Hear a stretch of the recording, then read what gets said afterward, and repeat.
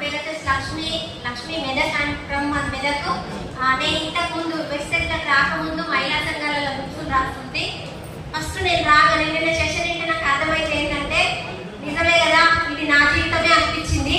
ఎందుకంటే నేను ఫస్ట్ వెబ్సైట్లకు రాగానే వెబ్సైట్ పోయింది అన్నారు, పెద్ద కరోనా వచ్చిందని చెప్పి దానికి ఒకసారి అట్లనే నేను రాగానే అందరూ వచ్చేసారు.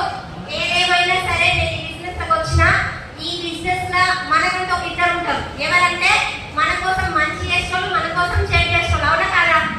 సో అట్లా నన్ను ఒక వ్యక్తి ఏమైనా చేసిండు, నువ్వు రావాలని బిజినెస్ పోయింది, కథం అయిపోయింది, నువ్వు దరిద్రం దాన్ని అన్నాడు. దేవుడా ఏమన్నా కానీ బిజినెస్ ఉండాలి, ఎవరున్నా ఉండకపోయినా నేనైతే ఉంటాను. నేను గట్టిగా ఫిక్స్ అయినా. నేను రాగానే పెద్ద పొర నుంచి అందరూ వెళ్ళిపోయారు. నేను అప్పుడు 8%.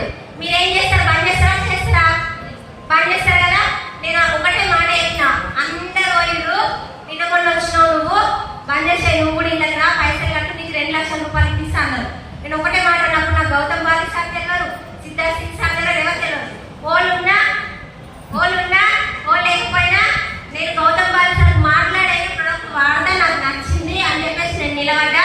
నేను స్టార్ట్ అయినా ఫస్ట్ నా ఇన్కమ్ 29 రూపాయలు.